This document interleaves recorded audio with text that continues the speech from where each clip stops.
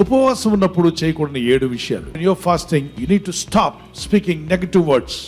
ఎప్పుడైతే మనం ఉపవాసం ఉండి ప్రార్థన చేస్తున్నామో వ్యతిరేకమైనటువంటి మాటలను మనం మాట్లాడటం మానేయాలి. Don't give place for hypocrisy. వేషధారణకు మనము చోటు ఇవ్వకూడదు. Don't neglect compassion.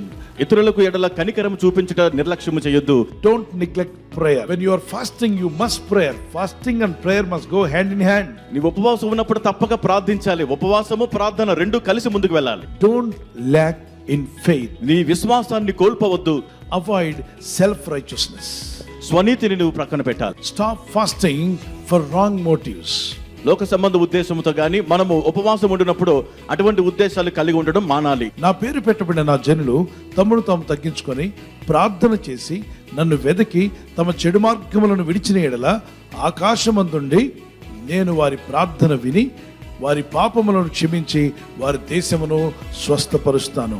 చెడు మార్గములను విడిచి అంటే అందుకే ఏ చెడున్న మారు మనసు పొందండి, విడిచిపెట్టండి.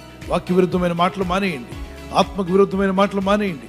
సహోదరులకు విరోధమైన, తల్లికి విరోధంగా, తండ్రికి విరోధంగా ఎవరిని క్షమించలేదో అందరినీ క్షమించండి. మార్చి